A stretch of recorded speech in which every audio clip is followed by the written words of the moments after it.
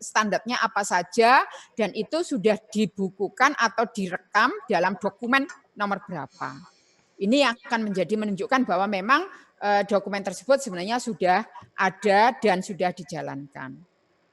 Nah, terkait dengan sarana prasarana, Bapak Ibu sekalian, sesuai dengan kita harus memenuhi Permendikbud nomor 3, bahwa standar sarana prasarana itu meliputi lahan, luas ruang kelas, kemudian perpustakaan, laboratorium, gitu kan, dan penunjang lain seperti ruang olahraga, ruang berkesenian, ruang kegiatan mahasiswa, kemudian ruang administrasi yaitu ruang pimpinan, ruang dosen, ruang tata usaha, serta fasilitas umum. Nah, lahan itu wajib dimiliki oleh PT pengusul yang terletak dalam lingkungan yang secara ekologis nyaman, sehat, dan menunjang proses pembelajaran. Ini terutama untuk yang tadi disampaikan oleh Bu Bernadette untuk pendirian prodi atau perubahan bentuk maupun alih kelola. Nah, kemudian sarana pembelajaran minimal antaranya ini. Dan kemudian luasan Bapak Ibu sekalian, Bapak Ibu juga harus mengacu atau merujuk pada SN-Dikti, yaitu Permendikbud nomor 3 tahun 2020. Nah, jadi di dalam instrumen nanti Bapak Ibu bagaimana kelengkapan sarana prasarana itu nanti diisikan dalam bentuk format tabel ini. Jadi saat ini ruang kuliah, Bapak Ibu punya berapa unit? Misalnya ada 2 unit misalnya. Luas total itu adalah total luasan dari 2 unit ruang kuliah ini. Jadi misalnya Bapak Ibu punya 2 ruang kuliah. Satu luasnya 60 meter persegi, yang satu adalah 40 meter persegi. Maka luas total di sini itu adalah harusnya diisi 100 meter persegi. Bukan 60 ditambah 40 terus dibagi 2, bukan rata, tetapi total luasan dari seluruh ruang kuliah yang Bapak Ibu punyai. Dan itu kapasitasnya untuk berapa orang.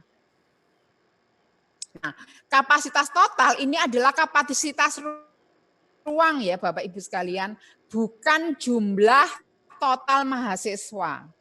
Jadi kalau Bapak itu ada kapasitasnya adalah untuk 50 mahasiswa, sementara yang sekitar kapasitasnya adalah untuk 40 mahasiswa, maka total kapasitasnya adalah 50 ditambah 40, yaitu 90 kapasitasnya.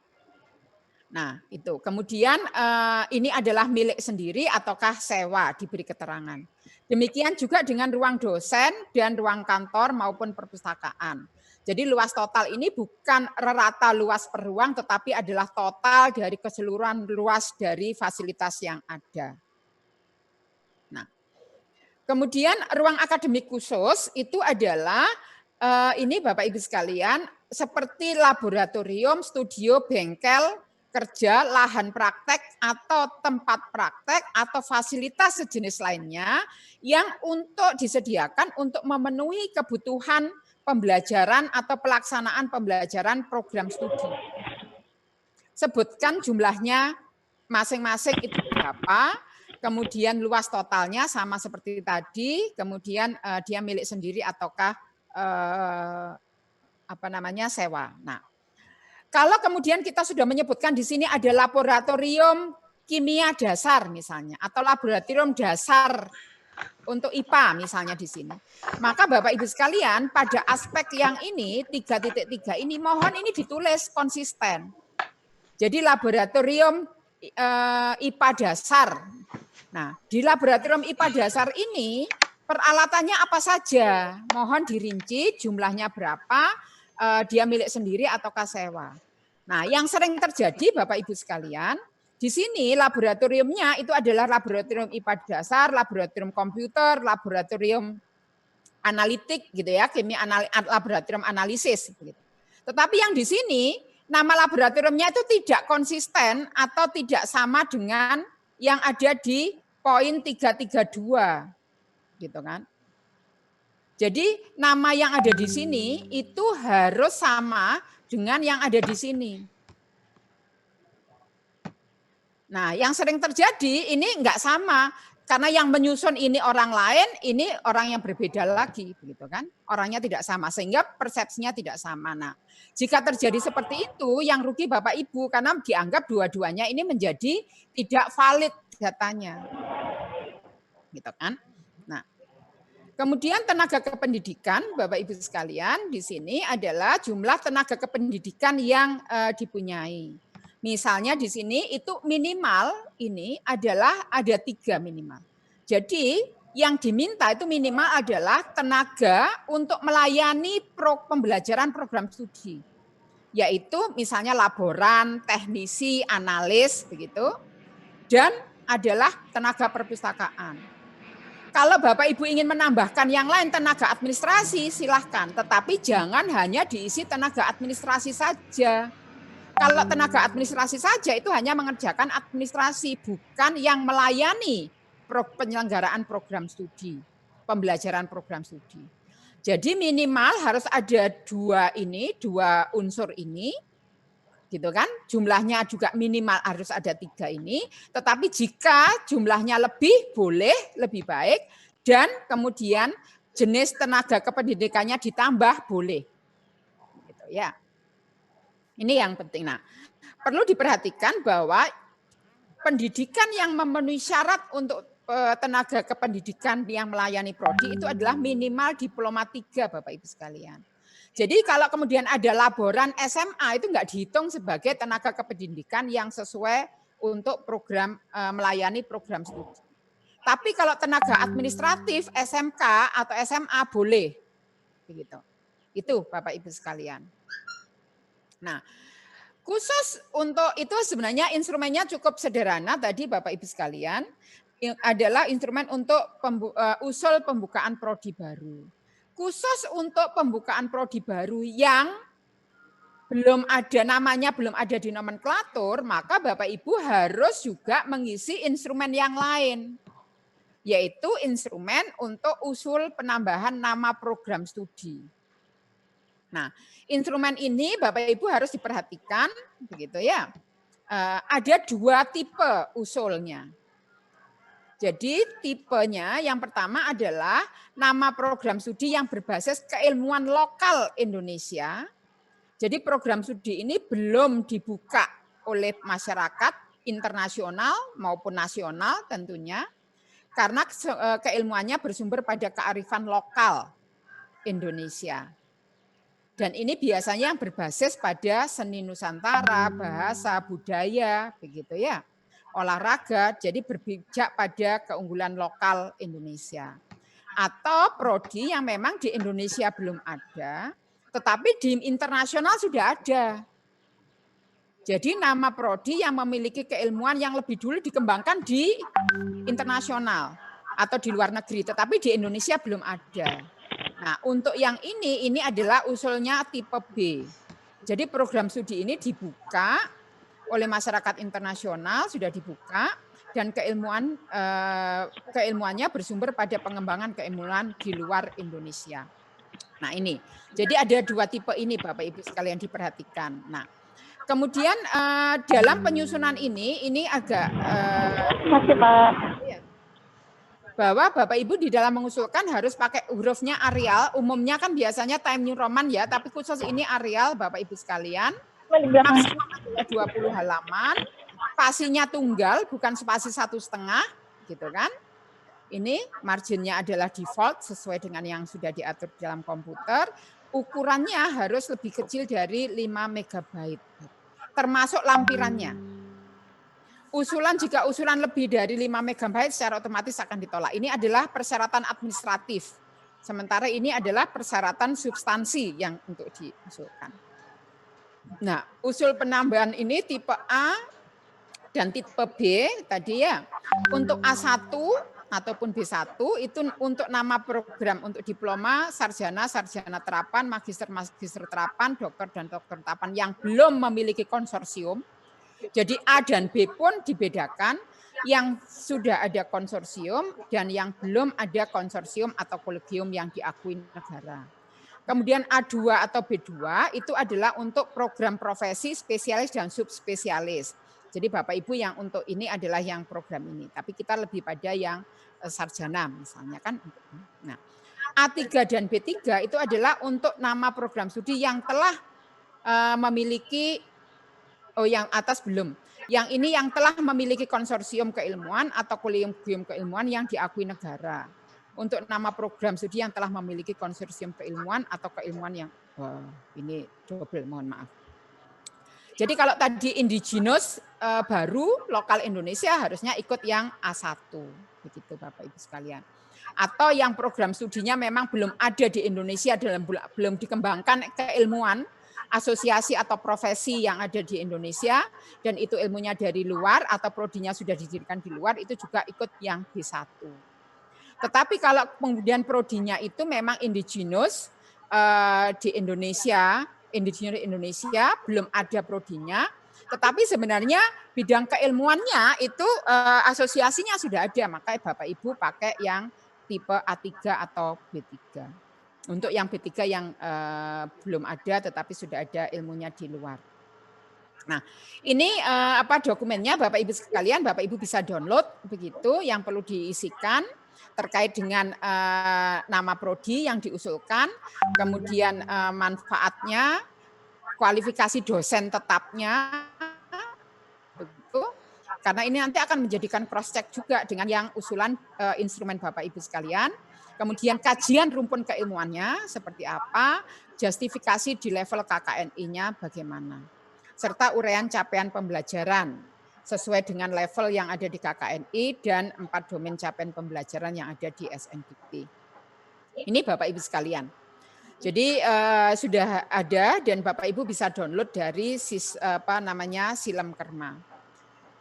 Nah, untuk yang pembukaan program studi melalui kerjasama, ini yang terakhir dan ini baru ada dicantumkan, artinya diatur di dalam Permendikbud nomor 7 tahun 2020, Bapak Ibu sekalian.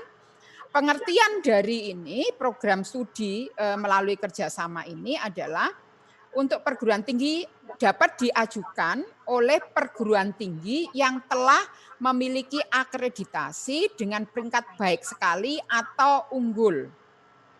Nah, kalau kemudian di dalam instrumen yang ada, karena belum semua prodi itu mempunyai peringkat baik sekali atau unggul, maka bisa yang mempunyai peringkat akreditasi B atau A. Nah, jadi ini bagi perguruan tinggi dengan peringkat akreditasi A dan B dapat melakukan pembukaan program studi ini melalui kerjasama, gitu kan? Ini yang diatur di dalam pedoman prosedur yang baru karena belum semua prodi punya peringkat baik sekali dan unggul. Nah, syarat minimum akreditasi untuk pembukaan prodi melalui kerjasama ini adalah selain memenuhi syarat minimum akreditasi juga telah melakukan perjanjian kerjasama dengan organisasi atau lembaga yang terkait untuk mendukung capaian pembelajaran. Jadi kerjasamanya harus ada dan juga dibuktikan secara melalui dokumen. Kemudian menyatakan kesanggupan untuk melakukan penelusuran lulusan program studi pada dunia kerja atau penyelenggaraan program studi yang baru dibuka. Nah, untuk program studi yang diselenggarakan melalui kerjasama ini dapat merupakan program studi untuk program sarjana, program magister maupun program doktor. Jadi tidak dibatasi hanya program sarjana saja, tapi bisa untuk program magister maupun program doktor. Nah, organisasi atau lembaga mitra strategis itu diprioritaskan ini, perusahaan multinasional, perusahaan teknologi global, perusahaan startup teknologi, organisasi nirlaba kelas dunia atau perguruan tinggi yang sudah berkelas dunia, bisa perguruan tinggi asing, gitu kan? Institusi atau organisasi multilateral, ini atau perguruan tinggi yang termasuk dalam peringkat 100 perguruan tinggi terbaik dunia. Atau bisa juga BUMN atau BUMD. Begitu. Nah, persyaratan umum untuk PTS yang dapat mengajukan program studi melalui kerjasama ini adalah ada pengajuan permohonan secara tertulis, harus ada persetujuan dari Senat sama seperti yang untuk penambahan prodi, dan ini harus memiliki RKAT di dalam PTS-nya, legalitas badan penyelenggaranya, persetujuan tertulis dari badan penyelenggara, persetujuan tertulis dari Senat perguruan tinggi, baik PTN maupun PTS, double ini ya. Instrumen, kemudian memenuhi syarat minimum akreditasi program studi, kemudian dosen tetapnya minimal 5 untuk setiap prodi, minimal 3 dosen tetap, dan 2 dosen boleh dari perguruan tinggi lain atau boleh dari mitra kerjasama, sesuai dengan peraturan perundangan. Dan kemudian tenaga kependidikannya minimal adalah 2 orang untuk melayani program penyelenggaraan program studi dan 1 orang untuk perpustakaan. Nah, persyaratan khusus ini pemimpin perguruan tinggi harus membuat perjanjian kerjasama dengan organisasi atau lembaga mitra. Kemudian pemimpin PT harus membuat pernyataan kesanggupan untuk melakukan penelusuran lulusan untuk studi akademik. Dan perguruan tinggi memiliki peringkat akreditasi baik sekali atau unggul, atau B, atau A. Nah, ini kesempatan pengusulan prodi Bapak Ibu sekalian itu adalah 4 kali dalam 1 tahun kalender. Jadi 1 kali usulan pertama dan 3 kali usulan perbaikan. Jika sampai kemudian usulan perbaikan ketiga itu dinyatakan tidak memenuhi syarat, maka artinya serta-merta usulan prodi Bapak Ibu tidak disetujui. Gitu.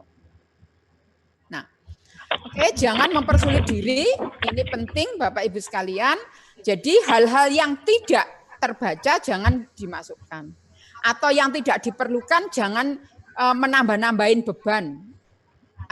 Beban file begitu. Jadi seperti ini nggak terbaca, maka kami menganggap ini tidak ada. Gitu. Sama seperti ijazah, kemudian transkrip jika tidak terbaca kita anggap itu tidak ada. Nah, ini data dosen itu harus yang sering terjadi, data dosen itu tidak sesuai antara yang ada di sistem dengan yang tertulis itu di dalam laman, begitu ya, di dalam data yang ada ini. Ini yang sering terjadi dalam proposal.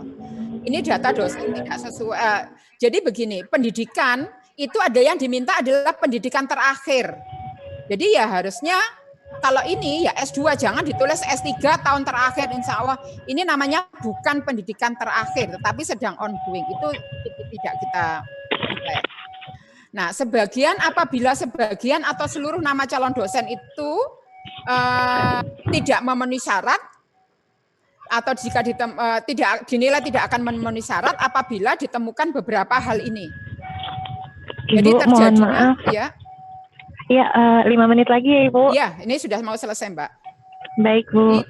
Ini apabila ditemukan nama dosen itu digunakan untuk pengusulan prodi yang sama di perguruan tinggi lain atau badan penyelenggara yang lain.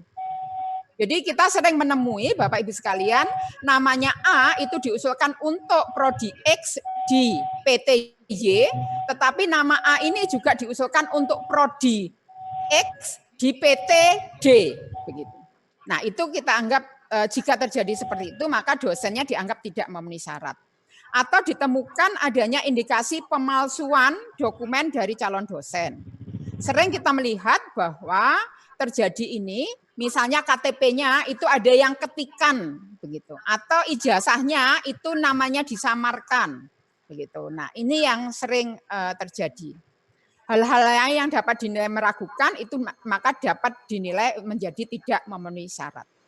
Saya kira ini Bapak Ibu sekalian beberapa yang sering menjadi alasan di dalam penolakan untuk kriteria terutama pengusulan pembukaan prodi. Jadi berkasnya yang diterima tidak lengkap, kemudian formatnya tidak sama, kurikulumnya tidak sesuai dengan SNDikti, SDM-nya itu tidak memenuhi syarat dan ini adalah sudden death. Sarana prasarana sama rancangan penjaminan mutunya tidak sesuai dengan kriteria yang diharapkan, kemudian tidak dilengkapi dengan data pendukung dan lampiran yang diminta. kemudian total nilainya di bawah 200 otomatis itu tidak memenuhi syarat atau ditolak. Saya kira itu Bapak Ibu sekalian. Terima kasih, saya kembalikan kepada Mbak Risma. Terima kasih dan wassalamualaikum warahmatullahi wabarakatuh. Ya, terima kasih banyak Bu Cici atas paparan dan penjelasannya. Sekarang kita beralih ke kegiatan selanjutnya, yaitu penjelasan mengenai Silem Kerma oleh Bapak Abdul Hamid. Kepada Bapak Abdul Hamid, kami persilakan. Pak Hamid?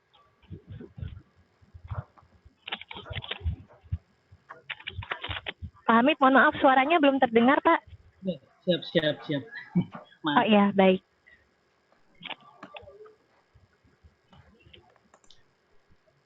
Bismillahirrahmanirrahim. Assalamualaikum warahmatullahi wabarakatuh. Nah, yang saya hormati Ibu Des, Bapak Ibu narasumber, teman-teman LLDP, dan Bapak Ibu semua. Nah, untuk materi yang saya sampaikan tentang cara pengusulan perubahan PTS di Silem Kerma. Ya, untuk laman terbaru kita tidak menggunakan Ristek Dikti lagi ya. Jadi di silamkerma.kemdikbud.co.id. Nah, ketika ketik laman itu, halaman pertama seperti ini. Ada pilihan layanan akademik dan layanan vokasi. Yang membedakan itu tujuannya. Jika Bapak Ibu akan mengusulkan perubahan bentuknya vokasi, itu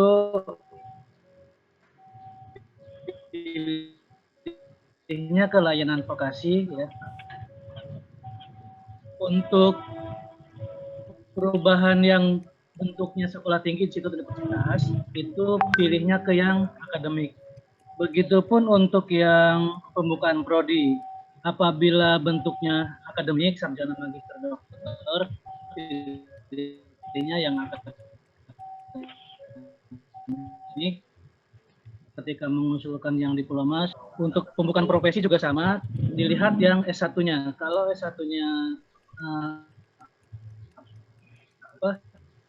kalau yang profesinya dengan sarjana, dengan sarjana terapan, mengusulkannya di vokasi. Untuk laman depannya, baik yang akademik maupun yang vokasi, laman berikutnya sama seperti ini laman wajibnya.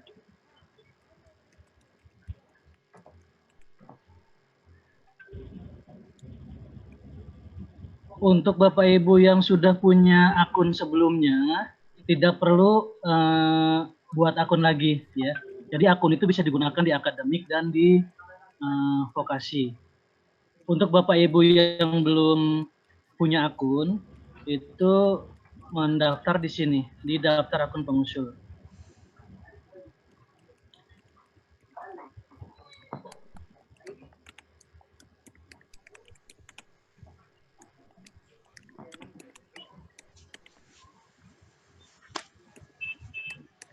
Untuk pastikan mendownload panduan-panduan terbaru di laman panduan. Ya. Materi yang kali ini juga sudah kita masukkan di sini. Nah, untuk daftar akun, itu ada 2 kelompok, akun PT dan akun badan penyelenggara. Kalau akun PT itu pilihnya yang PTN, PTS, PTKL, itu untuk mengusulkan pembukaan program studi. Kalau untuk yang akun badan penyediaan dan perubahan. Nah, kalau untuk pembuatan akun dari badan penyelenggara itu ada surat permohonan yang ditandatangani oleh ketua badan penyelenggara. Kalau untuk PTN atau PTS yang diminta adalah kode PT-nya, terus surat-usulannya dari pimpinan PT, direktur atau ketua. Itu biasanya nunggu 1 atau 2 hari untuk mengaktifkan akunnya. Ya, untuk dashboard badan penyelenggara setelah login itu halaman depannya seperti ini.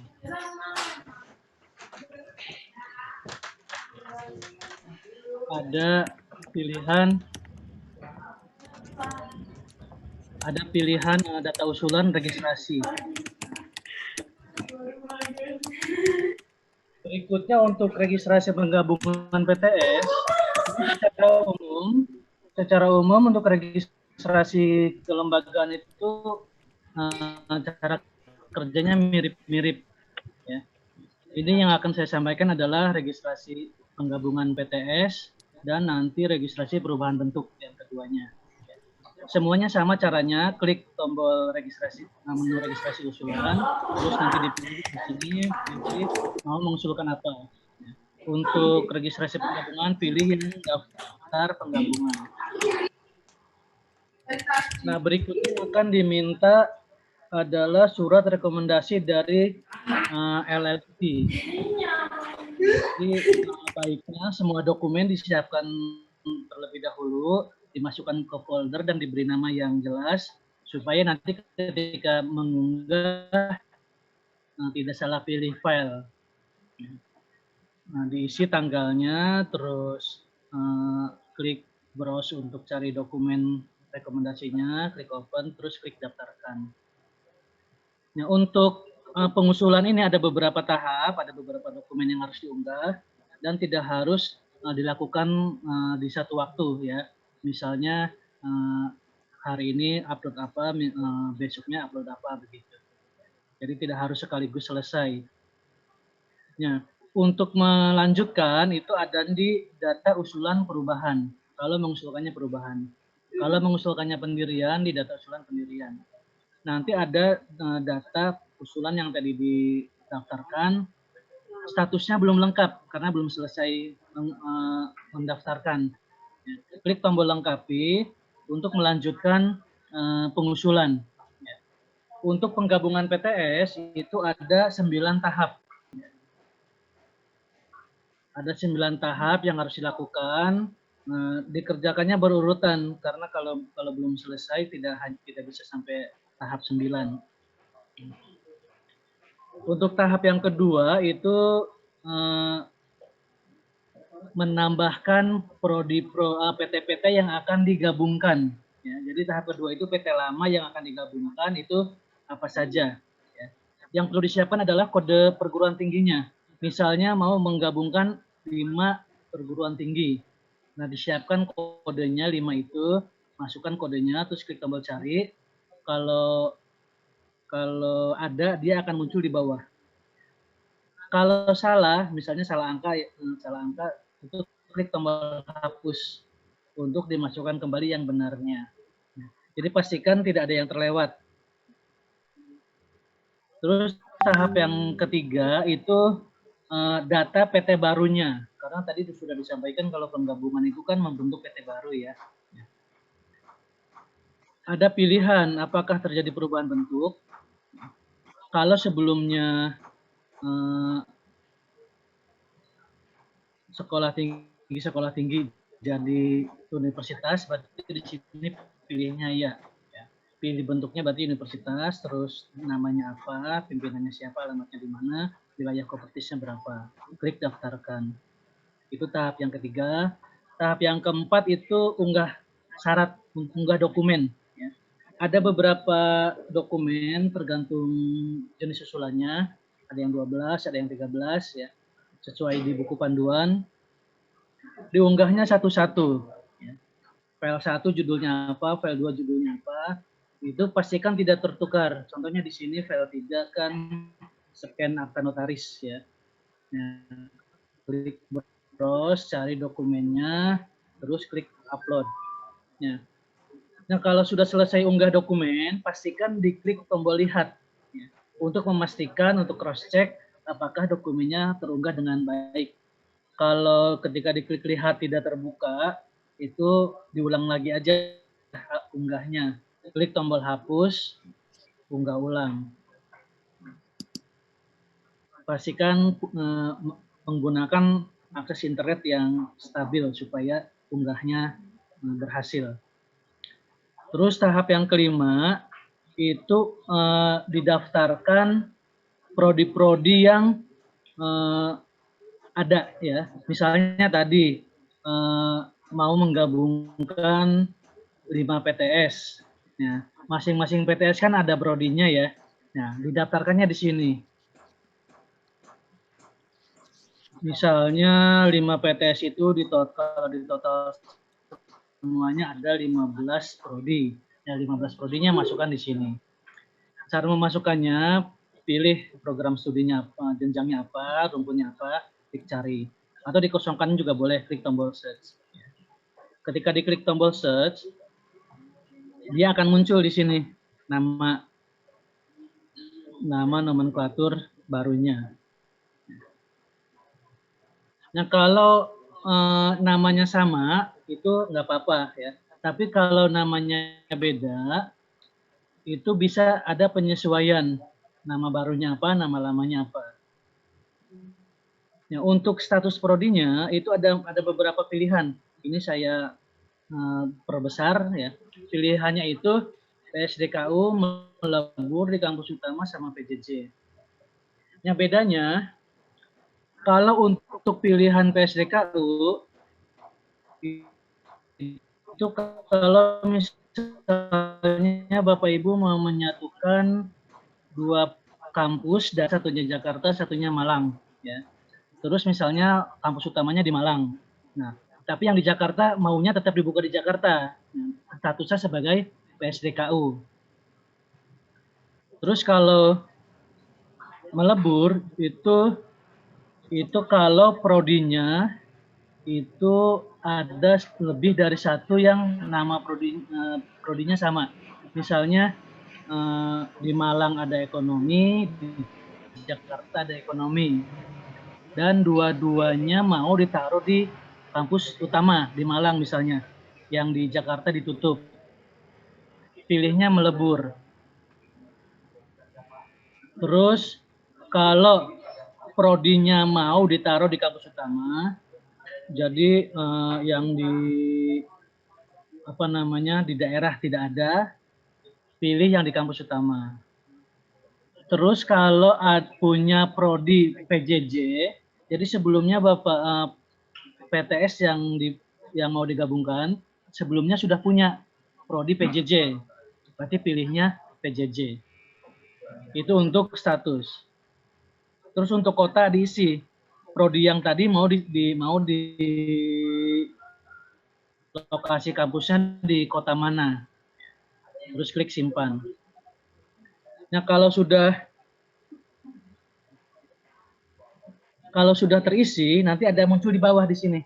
Nama nomenklatur barunya apa, nama nomenklatur lamanya apa, jenjangnya apa, status prodinya mau di mana, apakah di kampus utama, apakah melebur, apakah PSDKU, dan seterusnya. Dan lokasi prodinya ada di mana. Kalau salah nginput, itu bisa diklik hapus untuk di-input ulang. Itu tahap yang kelima. Pastikan tidak ada prodi yang terlewat ya, untuk memudahkan tim Didikti untuk memproses SK-nya. Untuk yang tahap ke-6 itu tambah prodi baru, digunakan untuk memenuhi syarat minimal. Misal perubahannya jadi universitas, kan minimal 5 prodi, 3 IPA, 2 sosial gitu ya. Jadi ketika digabungkan, misalnya Bapak Ibu punya prodi yang ada itu 4 IPA, 1 sosial. Itu kan kurang 1 ya sosialnya. Jadi ditambahkan di sini. Tambahkan yang sosial.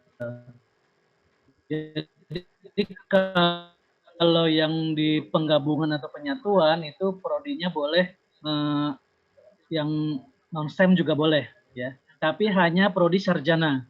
Tidak bisa magister, tidak bisa profesi ya. Atau sarjana bundling dengan profesi, tidak bisa juga. Jadi di sini hanya boleh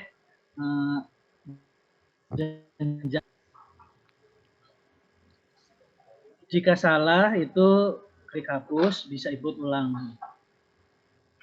Untuk tahap ke-7 itu unggah instrumen. Instrumennya untuk prodi baru saja. Jadi misalnya di tahap 6 itu Bapak Ibu menambahkan 2 prodi. Berarti di tahap 7 mengunggah 2 dokumen instrumen dan 2 lampiran. Ya. Pilih prodinya, pilih berkasnya. Berkas yang diunggah di tahap 7 hanya instrumen prodi dan lampiran instrumen prodi. Ya. Untuk instrumen template-nya ada di panduan. Itu tahap yang ke-7. Berikutnya tahap yang ke-8 itu input prodinya, input dosen.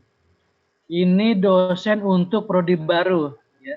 Jadi pilih prodinya, nama prodi dosennya apa, nama lengkap, tanggal lahir, terus nomor KTP dan dokumen. Dokumennya adalah ijazah, transkrip semua ya, dari program sarjana, program magister, program doktor kalau ada. Ijazah, transkrip, surat kesediaan, CV, KTP, dan surat penugasan. Dokumen yang di-scan adalah dokumen asli, jadi scan dari asli. Jadi ijazah asli yang di-scan, bukan ijazah hasil legalisir yang difotokopi itu ya, tapi dari ijazah asli yang di-scan. Transkrip juga sama. Nah, itu dijadiin satu untuk per satu dosen. Jadi kalau misalnya prodinya 2, dosennya kan minimal 10, berarti menyiapkan 10 dokumen dosen. Gitu ya. Diunggah satu-satu. Ini juga sama, klik lihat, kalau tidak terbaca, klik hapus, input lagi data dosennya. Terus jangan ketukar antara prodi dengan dosen. Terus tahap yang ke-9 itu tahap untuk konfirmasi ya, bahwa semua dokumen yang diunggah sudah benar dan sudah di cross check, tidak ada yang salah. Jadi sebelum klik tahap 9 itu pastikan baiknya ada tim ya, ada tim yang input, ada tim yang cross check supaya Bapak Ibu yakin yang diunggah itu tidak ada yang salah. Karena banyak pengusulan yang ditolak karena dokumennya salah unggah. Nah, kalau sudah yakin klik tombol finish, nanti akan muncul di data usulan perubahan. Itu ada diklik di hasil usulan, kalau ada proses itu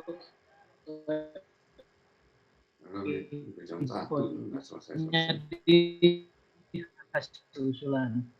Kalau diklik biasanya seperti ini, hasil usulan per prodi. Itu untuk registrasi penggabungan PTS. Untuk registrasi penyatuan mirip-mirip seperti tadi ya prosesnya. Nah, berikutnya registrasi perubahan bentuk. Caranya hampir sama persis dengan tadi, cuma beda di dokumen saja atau beda di tahap-tahapnya ya. Klik registrasi usulan, klik perubahan bentuk, klik daftar. Untuk per satu akun badan penyelenggara hanya bisa mengusulkan satu bentuk perubahan atau pendirian ya. Jadi tidak bisa berbarengan mengusulkan banyak perubahan. Nah, kalau klik registrasi usulan terus klik perubahan bentuk, klik daftar, nanti sama seperti tadi, input rekomendasi LLDT-nya, isi, terus klik daftarkan. Terus berikutnya sama seperti tadi, klik lengkapi. Kalau di perubahan bentuk ada 8 tahap ya. Tahap pertama surat permohonan, tahap kedua itu input PT yang akan dirubah.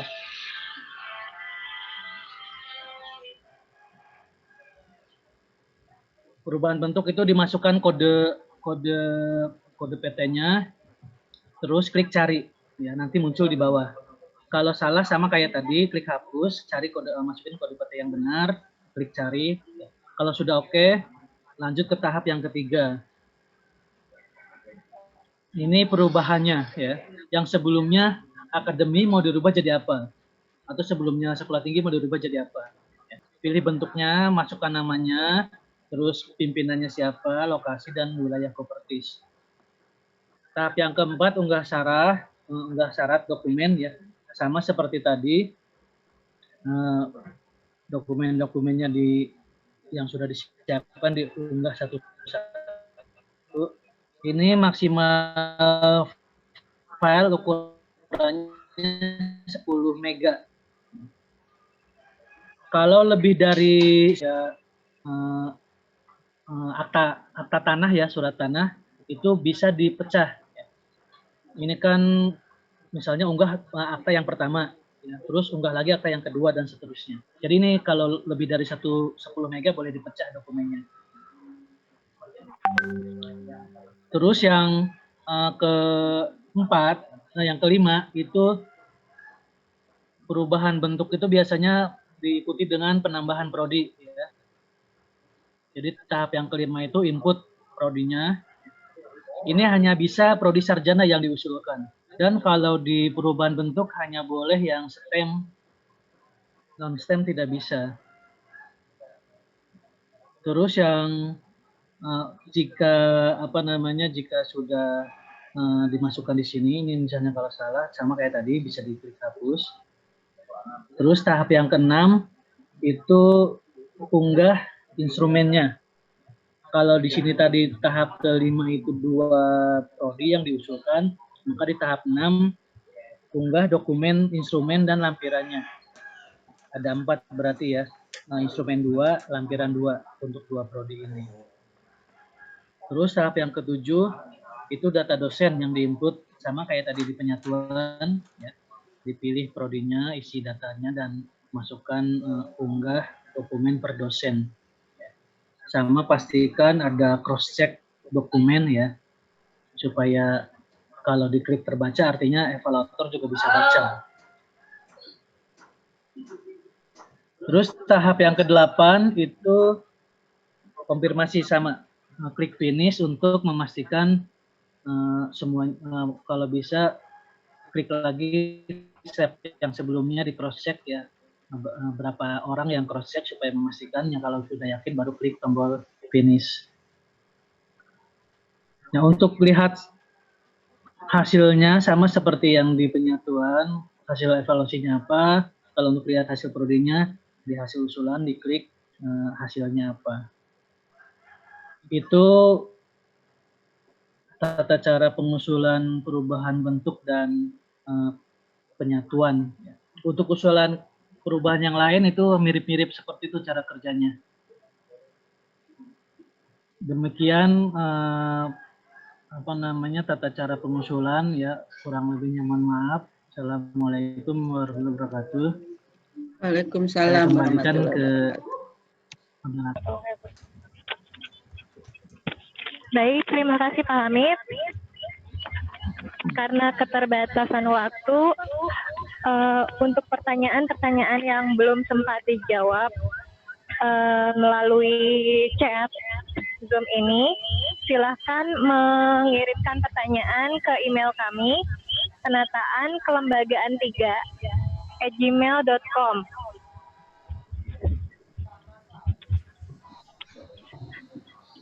Untuk selanjutnya kita akan beralih ke penutupan.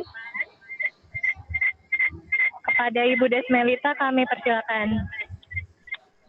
Terima kasih Mbak Isma. Selamat siang kepada Bapak Ibu semua peserta sosialisasi, dan juga selamat siang kepada narasumber. Mohon maaf, ini memang, tapi alhamdulillah mudah-mudahan walaupun panjang waktunya bisa ditangkap oleh para peserta sosialisasi dan penyelenggara, bahwa poin-poin apa yang bisa ditanyakan langsung di chat ini. Mungkin sebagian sudah dijawab, mohon silakan dilihat yang sudah dijawab oleh para narasumber.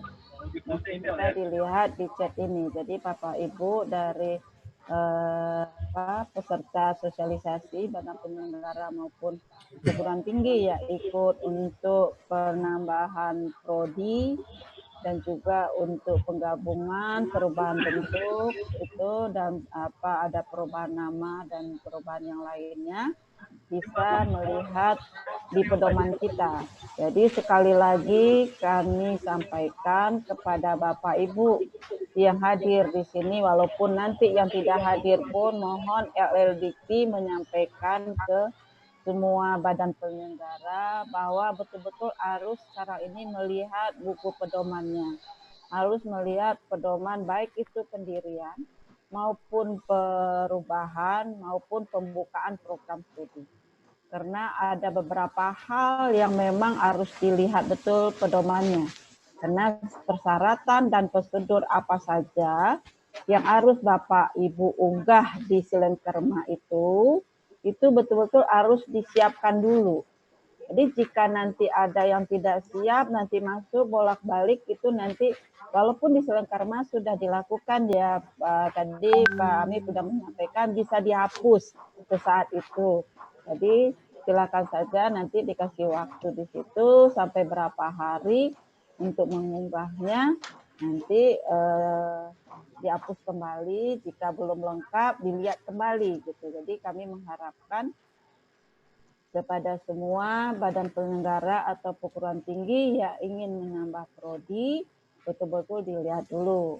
Nah, sekali lagi tadi sangat detail sekali Bu Cici, Prof. Cici sudah menyampaikan kepada Bapak Ibu, khusus untuk pembukaan prodi, itu jelas sekali ya. Nah, kami mengharapkan, tadi sudah disampaikan juga, bahwa yang ingin dimasukkan itu carilah yang betul-betul prodinya yang sangat diminati oleh masyarakat, kemudian untuk lapangan kerjanya juga tidak sulit, gitu ya. Jadi itulah yang akan dibuka, gitu. Jadi mudah-mudahan ini yang diharapkan kepada Bapak Ibu. Jadi semuanya ada di panduan ya, di buku pedoman kita, cara-caranya. Jadi mohon dibaca betul. Sekali lagi kami mengharapkan seperti itu.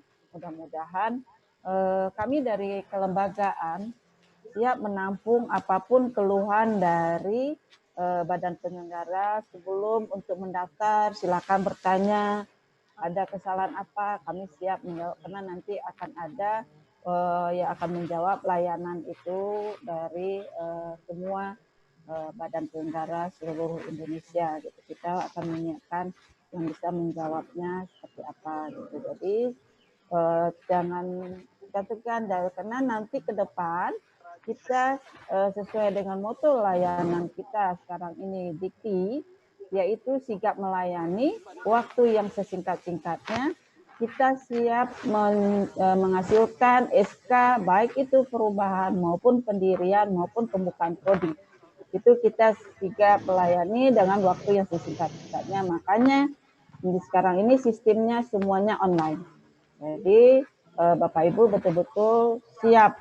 Jadi kami mengharapkan siapkan semua dokumennya, baru kita unggah ke Silenkerma. Jadi tidak ada bolak-balik lagi, karena nanti dikasih waktu cuma 3 kali, tidak bolak-balik terus gitu ya. Betul-betul dilihat lagi untuk dosennya yang linear, yang memang sesuai, yang punya kompetensinya yang memang bagus untuk pengembangan kampus Merdeka ke depan, kampus yang unggul, kampus yang punya inovasi gitu. Jadi seperti itu. Kami mengharapkan banyak sekali perguruan tinggi atau badan yayasan yang sekarang ini masih banyak akademinya, masih banyak mungkin sekolah tingginya, silakan digabungkan. Tadi sudah disampaikan Prof. Banyak sekali ini insentif yang diberikan untuk penggabungan maupun penyatuan. Silakan Bapak Ibu, tidak perlu banyak-banyak lagi sekarang, tapi efisiensi anggaran bisa dilakukan, bisa menjadi universitas, bisa menyatukan semuanya menjadi institut. Silakan Bapak Ibu kita lakukan supaya mudah-mudahan badan penyelenggara pun tidak banyak mengeluarkan duit, tapi mutu kualitas dari sekolahnya atau perguruan tingginya sangat bagus gitu. Kita mengharapkan semakin banyak yang akreditasi baik sekali atau yang unggul gitu kita harapkan ke depan. Mungkin itu pesan-pesan kami dari Direktorat Kelembagaan Dikti, khususnya Kemendikbud. Mudah-mudahan kita sama-sama menciptakan kampus Merdeka, kampus yang unggul, kampus yang inovatif. Seperti itu, mudah-mudahan Bapak Ibu Badan Penyelenggara perguruan tinggi siap melakukan itu. Gitu. Jadi ke depan seperti itu. Sekali lagi saya mengucap terima kasih ke Prof. Jo, Prof. Bernadette, Pak Dalan, dan Prof. Cici, dan Pak Hamid yang telah memberikan semuanya. Saya sanggup banget sedetail-detailnya disampaikan. Itu kalau direkam boleh tadi itu sebetulnya oleh tim peserta untuk melihat kembali apa-apa yang sudah dijelaskan. Jadi tidak memperpanjang waktu karena waktu juga yang membatasi kita, walaupun kita melalui Vicon, mudah-mudahan ini bisa dipahami untuk semuanya. Sekali lagi kami mohon maaf kalau ada kekurangannya dalam penyelenggaraan sosialisasi perubahan PTS dan pembukaan program studi ini pada hari ini. Kami mohon maaf dan juga kami mengucapkan mudah-mudahan Bapak Ibu semuanya dalam keadaan sehat walafiat dan diberikan kekuatan selalu sama Allah Subhanahu wa taala dalam menjalankan pendidikan perguruan tinggi ke depannya. Untuk itu kita tutup acara ini dengan membaca Alhamdulillahirabbil alamin, sosialisasi perubahan PTS dan program studi ini kita tutup dengan resmi. Assalamualaikum warahmatullahi wabarakatuh. Waalaikumsalam warahmatullahi wabarakatuh. Selamat siang, salam sejahtera buat kita semua. Pamit izin, mohon maaf ke semuanya, kepada Bapak Ibu para peserta, dan juga kepada narasumber, Pak Dalan, Bu Cici, dan semuanya. Terima kasih, sukses selalu, sehat selalu, amin. Terima kasih Ibu. Terima kasih Bu Des. Sama-sama Bapak. Sampai ketemu lagi. Bapak Ibu, sampai jumpa lagi. Salam hormat dari NTT. Ya, salam Bapak. Sukses selalu NTT. Bangun terus bangunnya.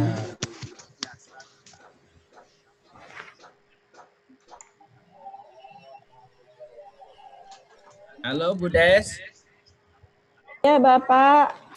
Makasih banyak ya Bu. Iya, sama-sama Bapak. Iya Pak Erlangga, mudah-mudahan sukses di sana ya Hormat Pak. Pak Rektor UPG.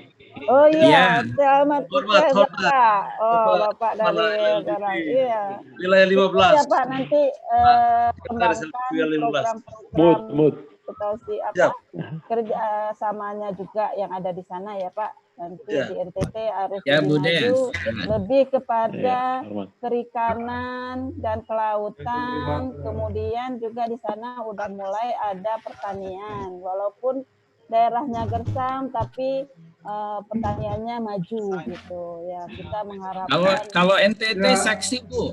Kalau NTT insya Allah agak seksi ini. Jadi iya, saya yakin karena saya dari tahun 96 membangun NTT itu untuk program pengabdian itu Pak Erlangga. Iya. Membangun itu untuk mulai dari pulau-pulau yang kecil, Rote, Pulau Flores, Pulau Ende, semuanya kita bangun. Tapi Ibu belum sampai di Alor. Ibu belum sampai di Alor itu Ibu. Iya, di Alor juga udah dibangun kan ya, pengabdian. Iya. Oh, monggo Ibu dapat.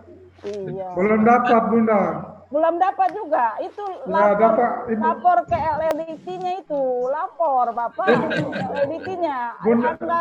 Anggaran untuk apa masih ada pengabdiannya kan Bapak daerah sana. Bu, semoga COVID selesai Bunda mampir ke Alor dulu. Siap Bapak. Mudah-mudahan itu Alor semakin jaya. Di mana Alor? Pak Ketua. Siap menanti 1x24 jam Bunda. Iya. Siap, kita bisa membangun Alor yang lebih baik lagi untuk perguruan tingginya. Gitu. Makasih Bunda. Iya, gitu Bapak.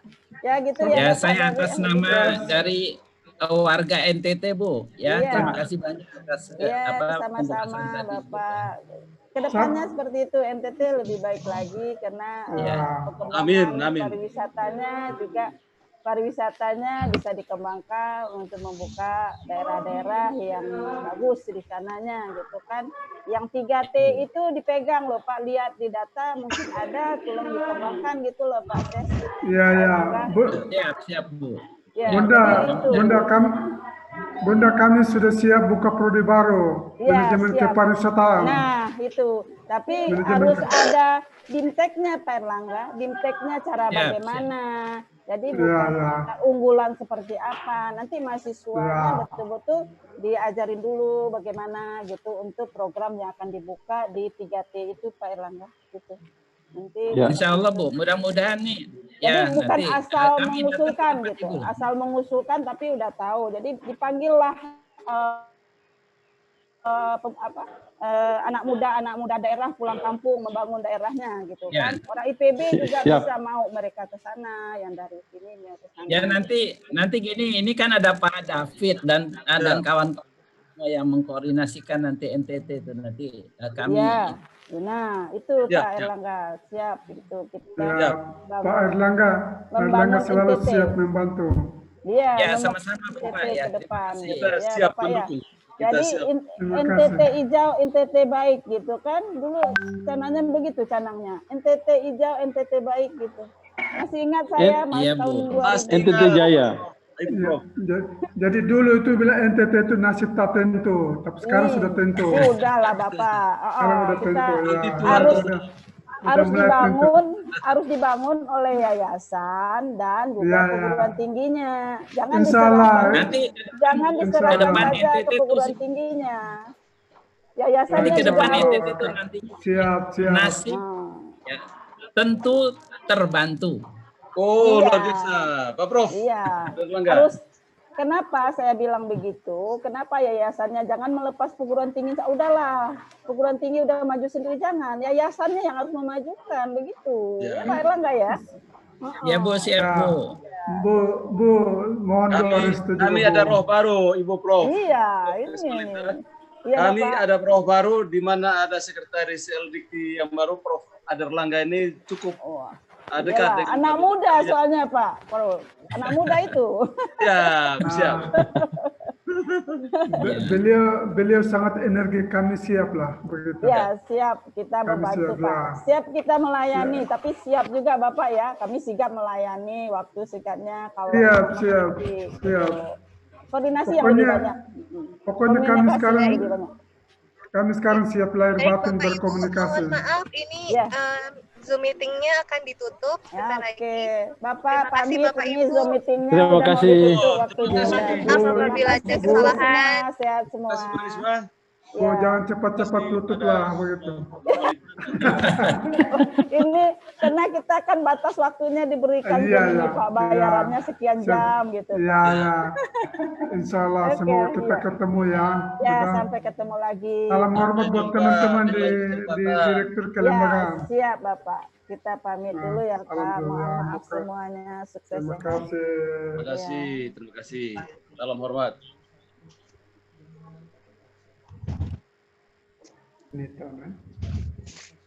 Ini kita mau dengar dari Ketua Yayasan Alor ini. Ketua Yayasan Alor buka 3 prodi sekalian Pak David. Luar biasa itu Alor itu Pak David. Ya, siap. Ya, Ketua Yayasan sudah tua tapi energi sama dengan Pak David mudah-mudahan. Ya, begitu. Kalau yang sudah tua aja udah energi gini ya, muda lebih lagi ya, 2-3 kali lipat kan begitu. Tapi yang paling ganteng itu Pak Sekretaris LDK 15. Oh iya, pasti. Dan pasti membantu Pak. Nanti gini, kita ada rencana kita peletakan batu pertama dengan lahan yang baru itu nanti Pak. Oh, luar biasa Pak Prof. Kita siap. Ya, untuk gedung yang baru. Oh iya, siap. Alor pasti hadir. Siap hadir. Alor siap hadir. Alor siap lah. Kan itu anggaran tahun 2021 sudah diplot untuk bangunan. Ya. Jadi mudah-mudahan ya ini bisa kita bantu tahun 2021. Ya, kami siap lah, kami siap hadir begitu. Ya. Kalau ada rema ya di Alor juga Kalau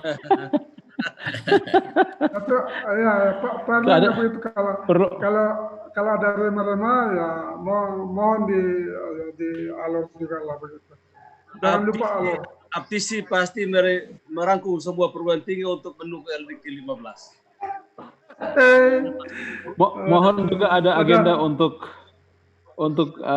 Merdeka Belajar, Pak. Itu yang saya maksudkan itu, Pak Prof. Mungkin kedepannya ada agenda untuk Merdeka Belajar. Hari ini kan kami sangat terbantu sekali dengan penjelasan tadi, Pak Prof. Erlangga. Ya nanti kita nanti sekarang saya lagi mempersiapkan mengusulkan anggaran untuk tahun 2000.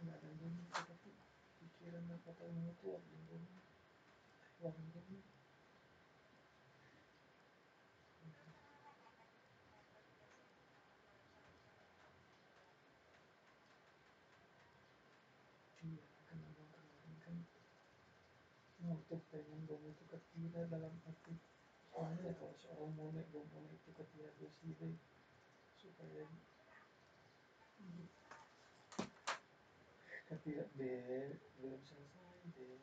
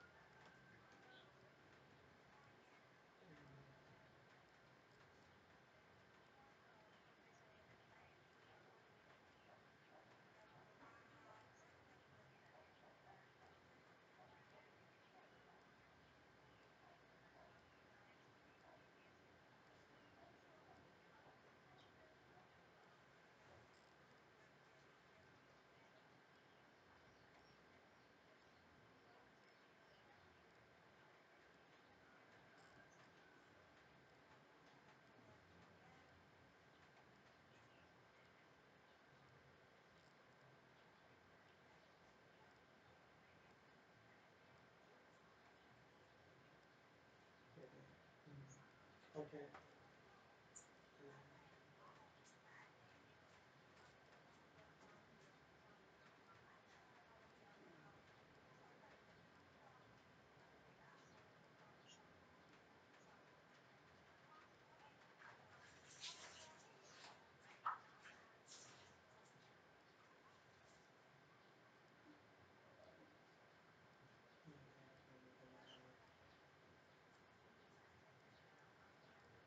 Abang sampai nangis loh sekarang ini.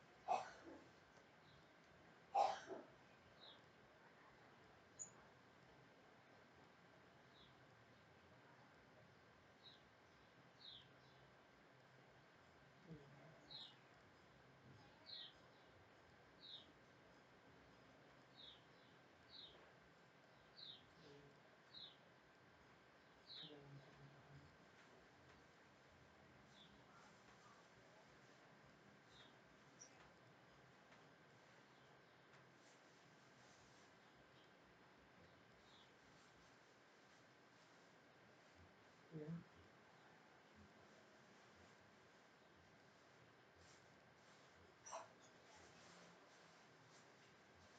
Udah sih. Jangan diungkit lagi tentang kekerasan omongan itu, kekerasan bahasa, kekerasan yang saya lakukan dengan lain.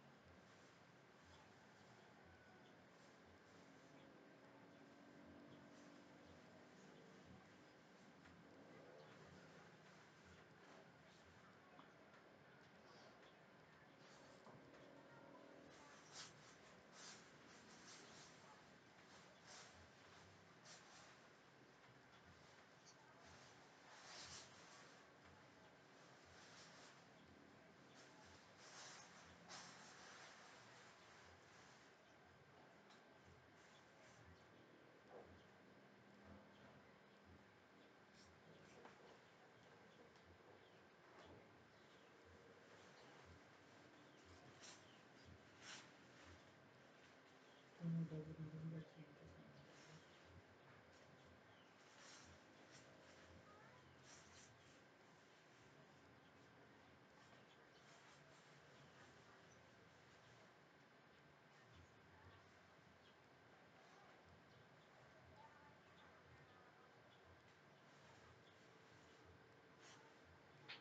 Dan iya,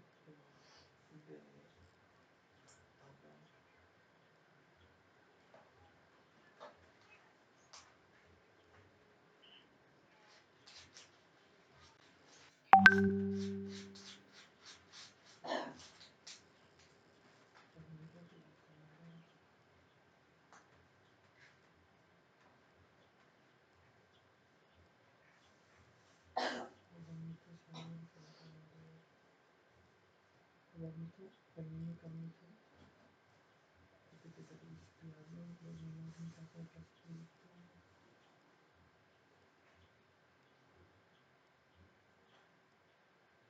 Makanya abang pengen itu, maksudnya abang pengen Katira itu.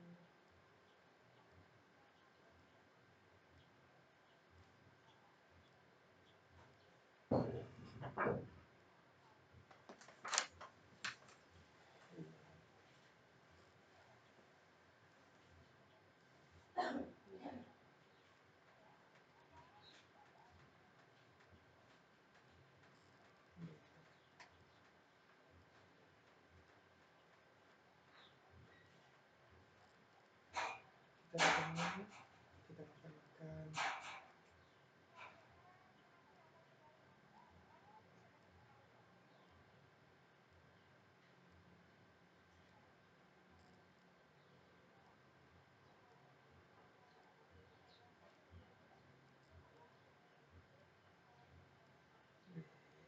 Kita sudah berbuat kayak gitu deh.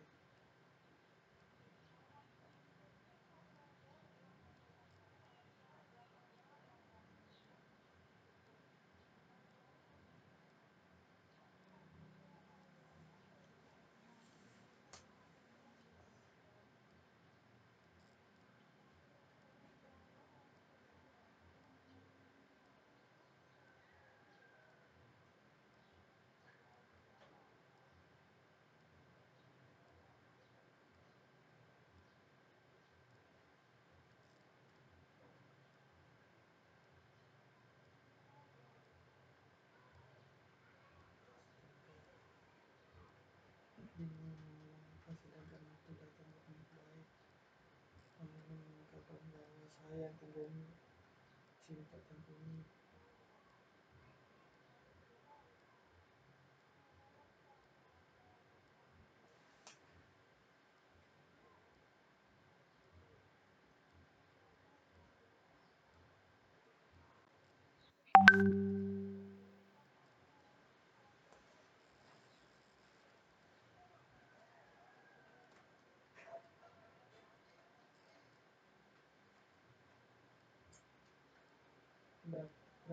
Berapa yang harus mau usahakan deh? Enggak, iya, karena kan udah tahu itu.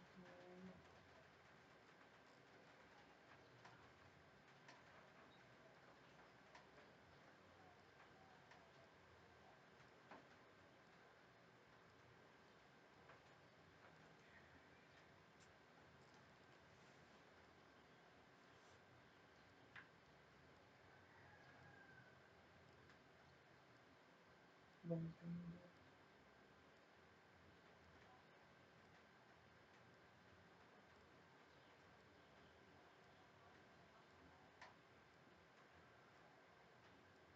insya Allah tetap minta maaf sama Allah.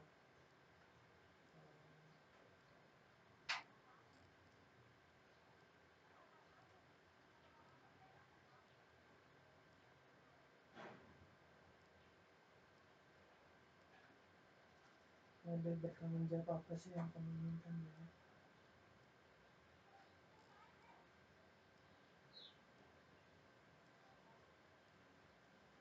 Ya sabar.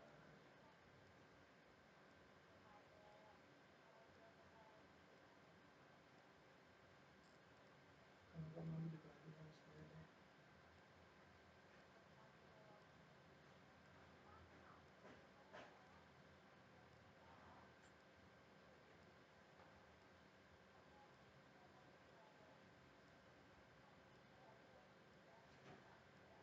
Tapi kalau kamu memberikan harapan deh, abang bertanggung jawab. Dan keadaan yang seperti ini gimana bisa kamu tuh?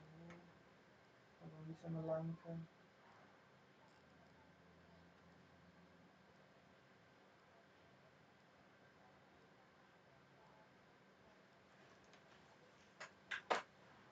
Abang ingat deh, abang selalu lihat.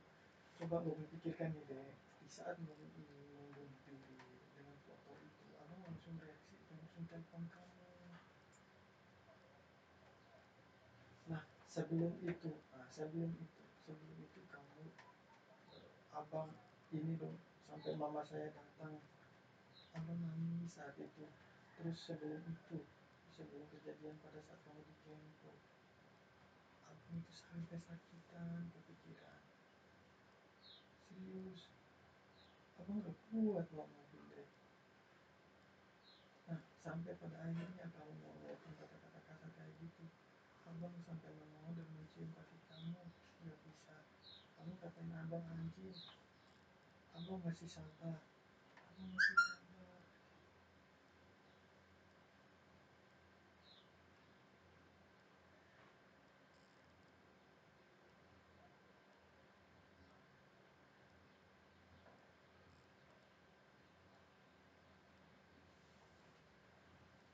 Dan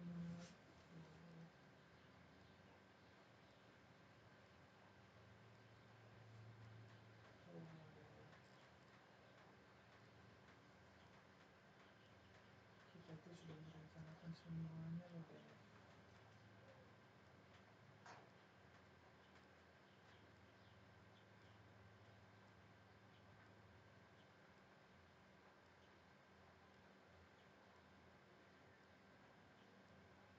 Entah kenapa, meskipun kamu komunikasi kayak gini, abang terasa tenang.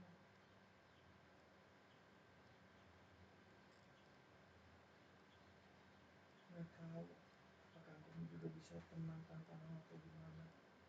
Dan mungkin Bumi sudah katanya tadi sudah tenang, tapi nggak bisa tenang. Masih kepikiran. Makanya di setiap malam kali nonton Bumi itu menuntut rumah udah Bumi. Kalau mau tuh budgetnya yang laki-laki pun untuk mone-mone doang. Kalau sudah gede udah coba kilau inti. Enggak kan?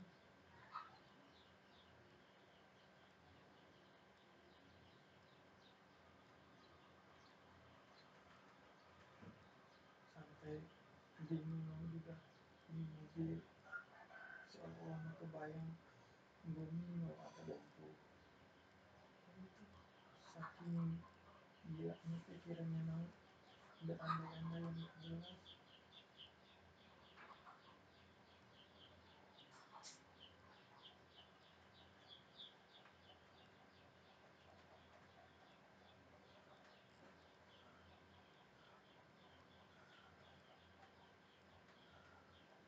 Dan ternyata Bumi juga gak cinta kan.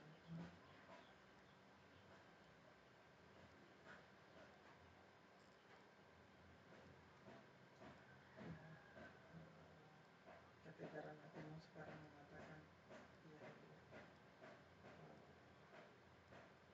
kehadiranmu sekarang lebih baik menyelesaikan semua masalah, ingin kita kembali semula, ingin kita tenang.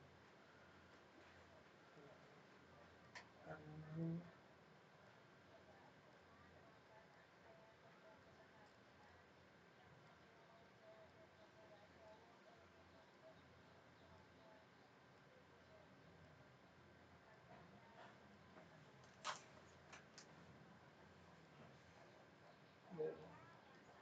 belum deh, belum ketemu apa-apa.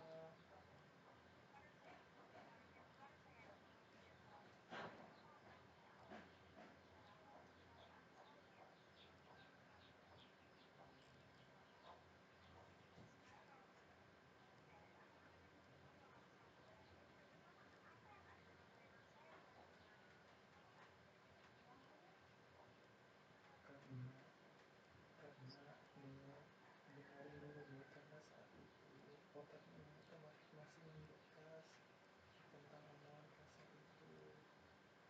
Bahkan gue bilang sampai dengan kayak gitu turunan dan lain-lain itu masih membekas deh. Terlalu cepat untuk komunikasi.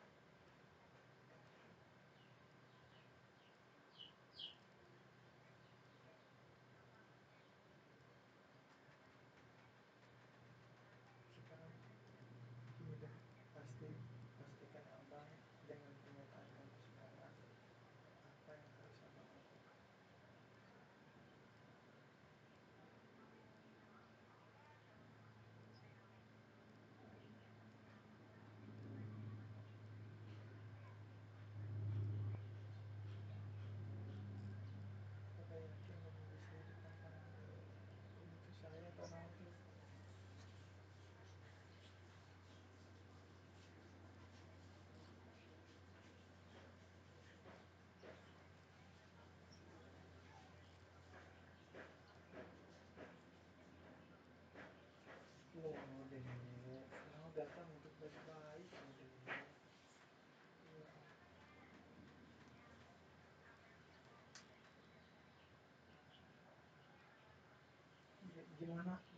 Gimana mau bisa dampingi saat mobil ditempo, sedangkan posisi mau sakit, sedangkan posisi mobil juga saat itu rusak. Gimana?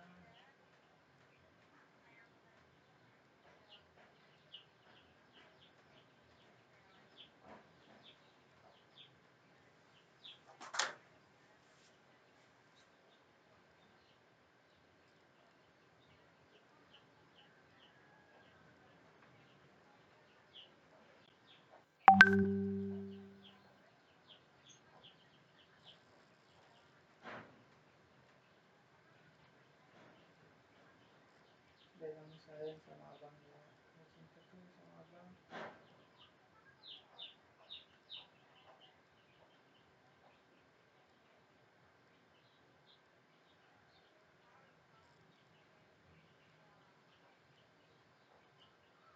Abang nggak akan kayak gitu sebelum kamu tuh ngeluarin kata-kata kayak gitu.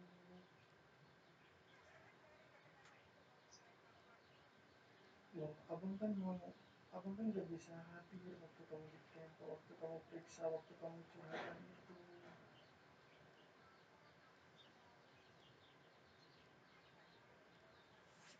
Abang sakit, Dek. Abang sakit, mobil rusak.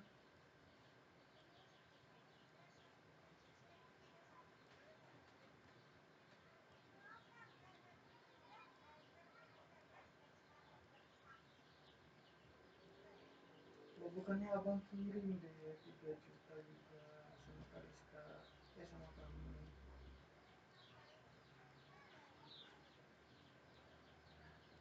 Dia kan abang kan sampai mau jual laptop juga. Tapi nggak ada yang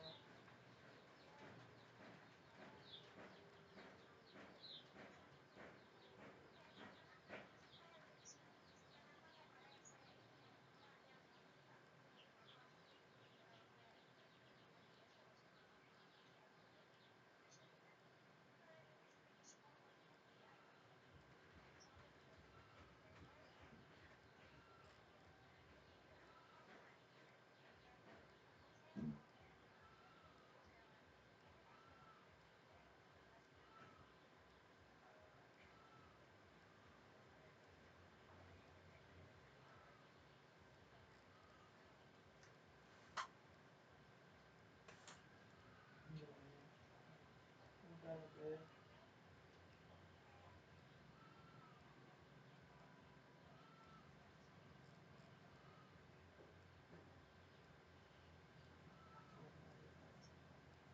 Abang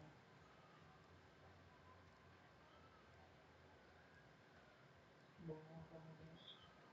Untung masih saya.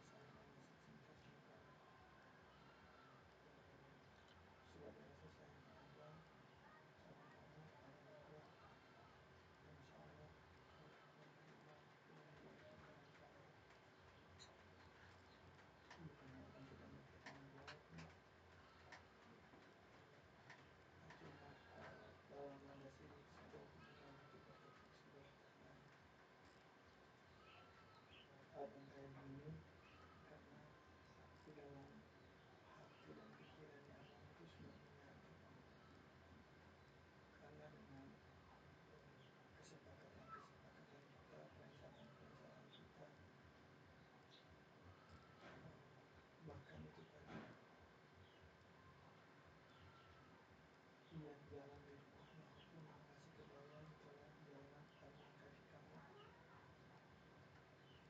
panggilan-panggilan meski tujuan ini itu adalah demi yang memanggilmu, tapi dengan pernyataan barusan nggak apa-apa, mau ikhlas, bukan berarti nanti tidak sayang dan tidak cinta kepadamu. Sayang kok, kamu marah kok. Sebenarnya dari minggu kemarin ketika kamu tidur minggu kemarin itu waktu teleponku kamu datang dengan orang baik-baik sama video call, malah ingin mengajak kami ketawa-ketawa, tapi gagal. Sekarang lagi jarak jauh. Kamu sampai pengen bilang pura-pura itu cuma ngeprank, tapi pranknya keterlaluan. Dalam arti yang pernah mau lakukan kemarin, ya itu cuma ya pengennya supaya ilmu itu kembali lagi, tapi nggak berani. Tapi sejujurnya ada yang sakit dengan perbuatan kamu itu, mobilnya rusak. Kamu sudah sampaikan, bahkan kamu juga ketika baru bilang kamu harus ada suami lah di sana di samping berusaha mau juga pengen ke sana tapi nggak ada apa-apa.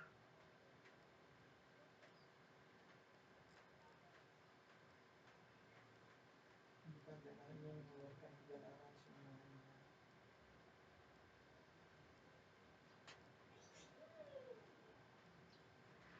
tapi ya udah ikhlaskan lah. Bismillah ya. Di sana Allah juga tahu tentang isi hati kamu dengan datangnya berkali-kali bertahun-tahun. Tetapi memang konsep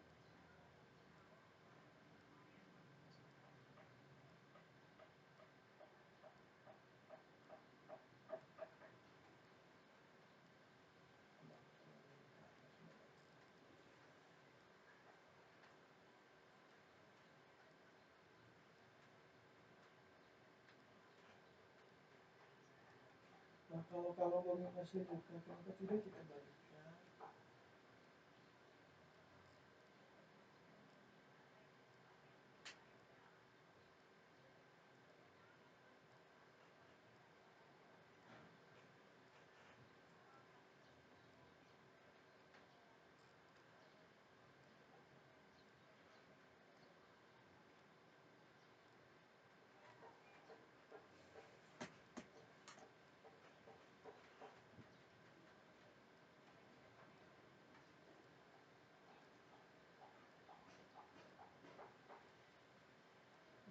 Bukan, pengen nyari itu ingin menghapus luka itu loh.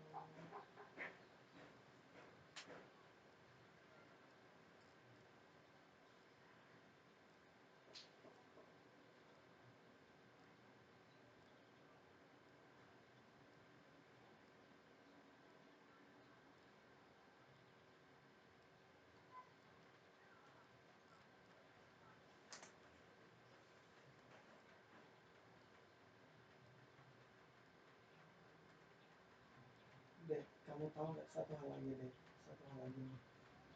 Di saat kamu tidur malam, lillahi ta'ala, abang itu kepikiran di saat kamu tidur malam. Foto-foto Indomie, lillahi ta'ala, foto-foto Indomie itu abang masih lihat, masih lihat sampai mengkaitkan dan menghubungkan di saat abang tidur. Karena itu benar melihat dan menyaksikan sendiri bahwa itu sedang tidur.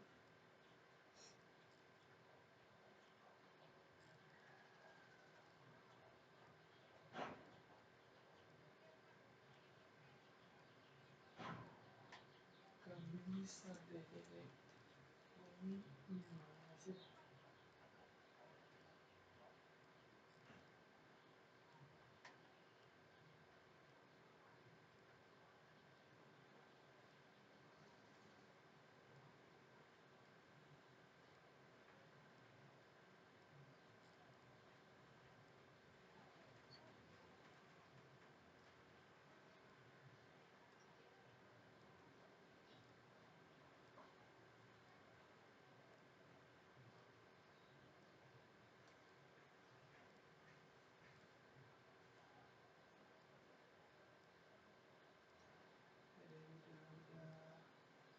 mengerti semuanya, dia Bang paham.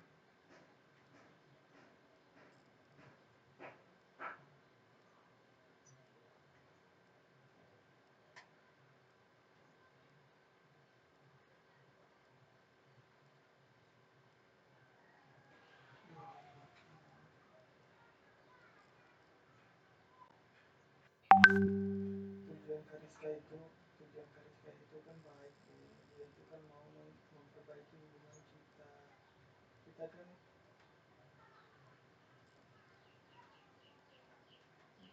dari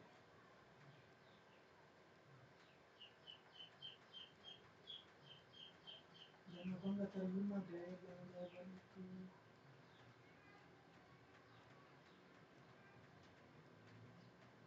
Kariska datang sebagai orang ketiga untuk memperbaiki hubungan kita.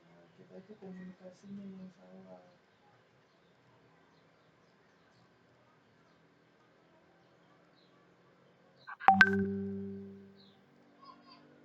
Iya, dia udah sabar sih, sabar, tenang.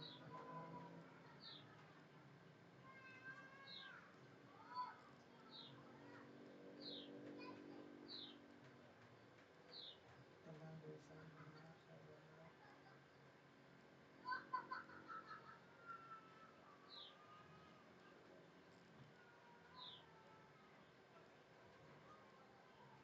Iya deh, tenang, tenang. Ya Allah, sabar, sabar.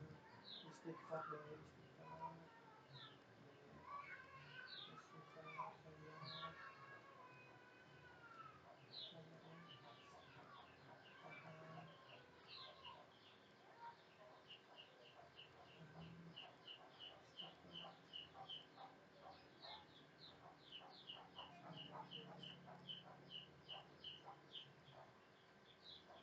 deh. Kita itu terkendala dengan komunikasi deh. Ya mungkin pas makin mendekati hari H mungkin ya cobaan itu selalu datang deh. Nah, itu selalu bilang kayak gitu selalu. Untuk kita benda itu sama-sama konsisten. Yakin. Kita dulu deh.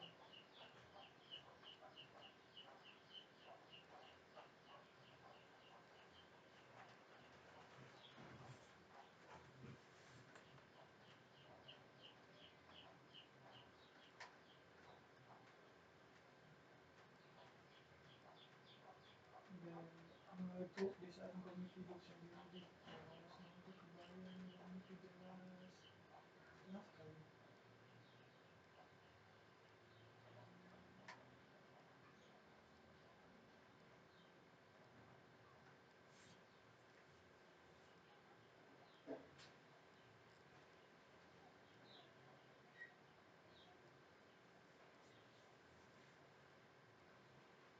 Ya, sama abang ya, jalan-jalan sama abang ya.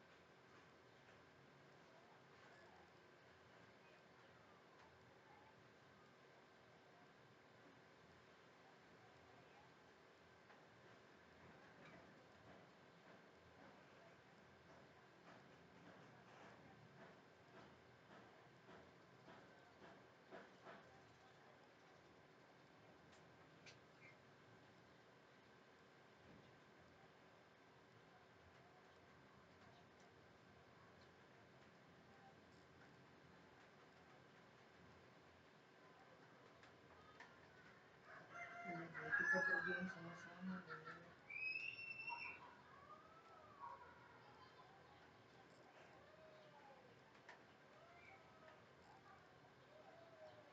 Kita berjuang sama-sama ya.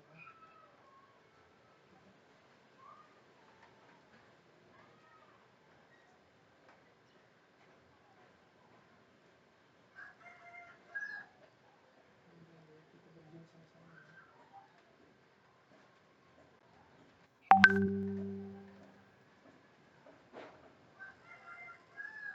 Kamu tuh masih sayang loh sama abang tuh deh.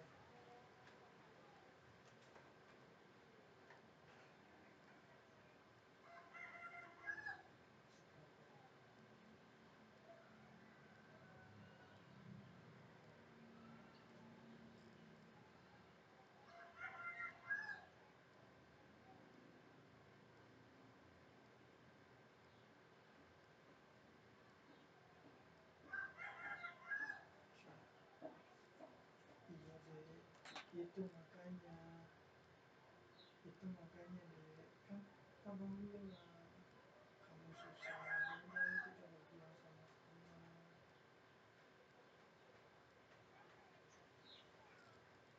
sama abang, iya kamu nggak bisa berjuang tapi ada abang nggak bisa berjuang tapi ada kamu.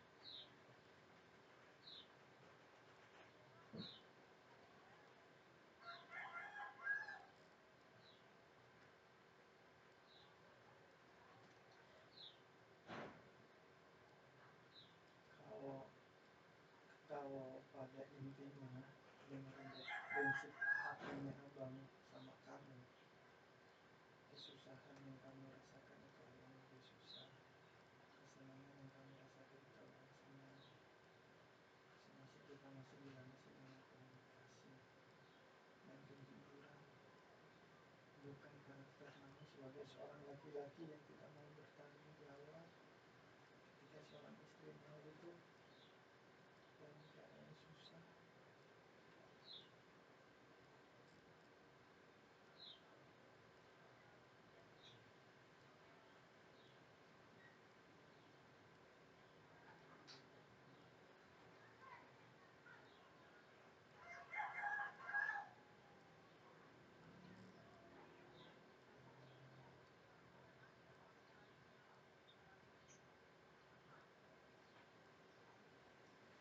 Gak bisa deh, dia gak bisa kayak gini. Kamu ini membutuhkan sepihak.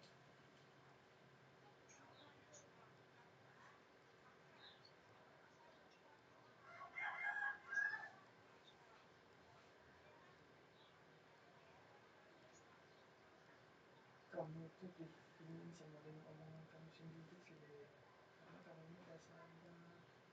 Kamu ini selalu dilandasi dengan emosi.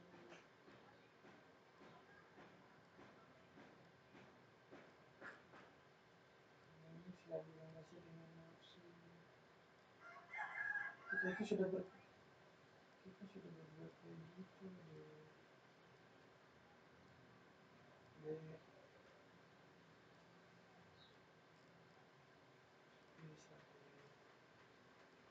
Aduh, kita baikan lagi ya deh.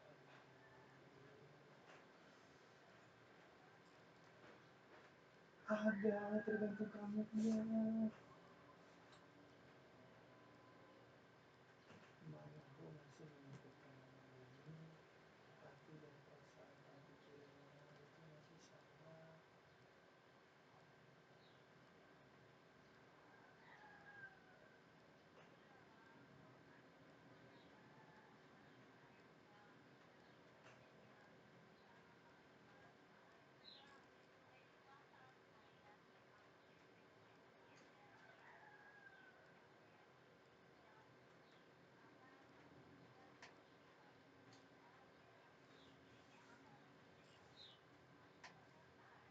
Baiklah deh, baiklah. Oke, Bismillah. Abang ikut. Oke. Iya baik, baik. Bismillah, abang ikut. Karena kamu sudah mandiri, ya itu tadi abang sayangnya suka sama kamu deh. Sabar dalam mengambil keputusan.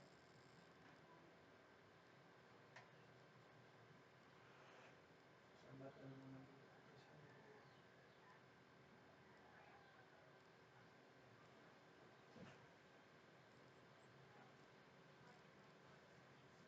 Wah, gimana sih? Bingung saya abang itu.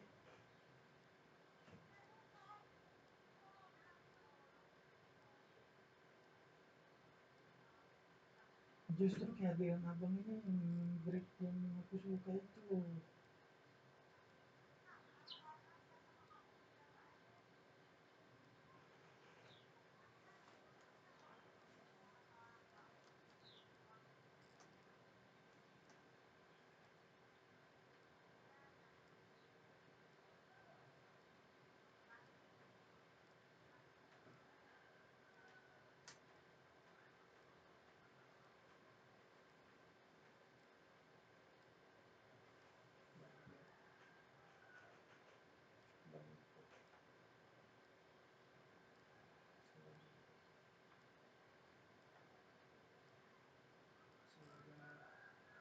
Semoga tetap jaga kesehatan.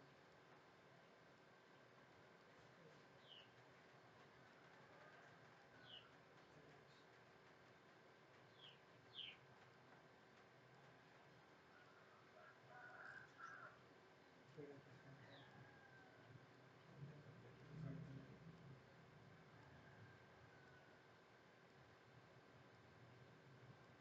Selamat datang hari Senin bertanggung jawab lagi. Dari minggu waktu kita teleponan kemarin itu agak-agak menentukan satu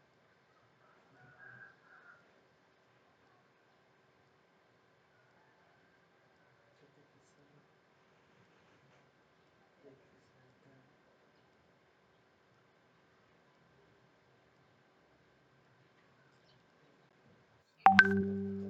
Biar mama itu enggak, minimal insya Allah mau minta izin itu bagus.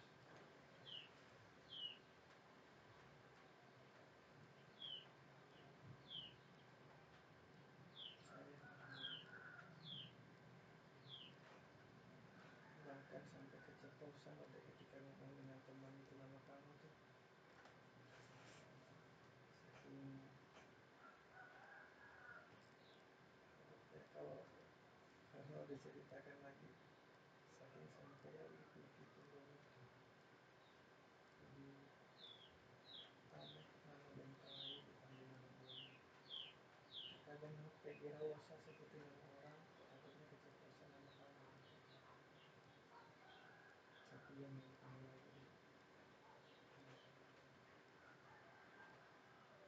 mau juga tidak bisa berhubungan itu mencinta sendiri. Maka pengen saling sayang bukan dari mulut tapi dari hati seperti yang aku rasakan sekarang ini. Dan Tuhan juga masih selalu sebutin nama Boni ketika dia juga anak, ada ibu anak, keluarga anak, gimana bapaknya. Karena mereka nggak tahu.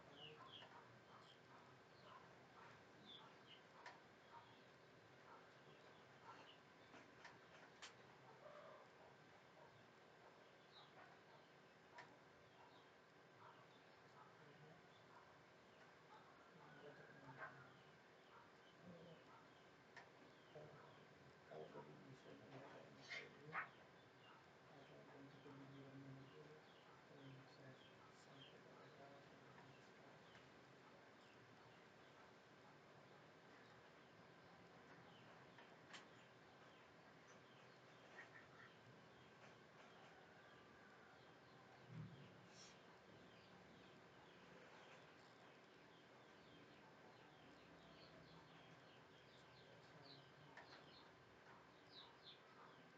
Yang berharap menjadi di sana tidak menangis tetapi menanyakan di dalam hatinya bahwa yang diucapkan itu mungkin.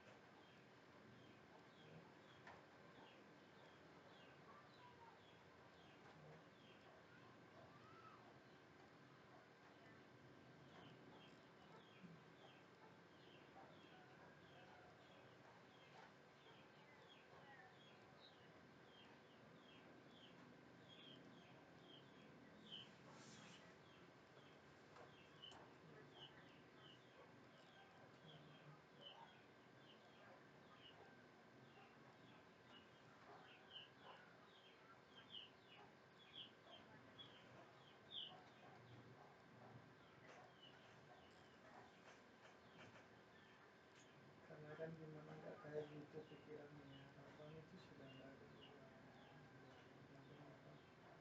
abang udah nggak ada umur.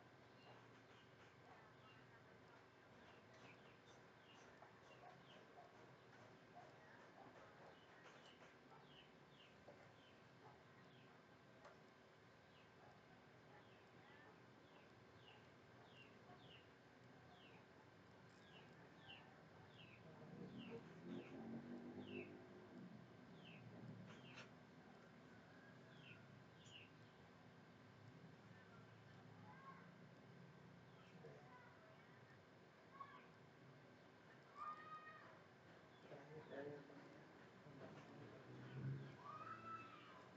ada pertanyaan Ustaz.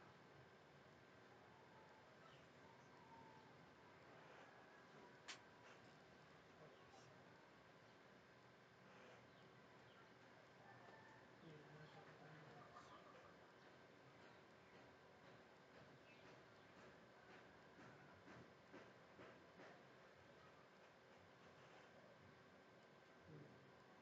Abang nggak akan tanya.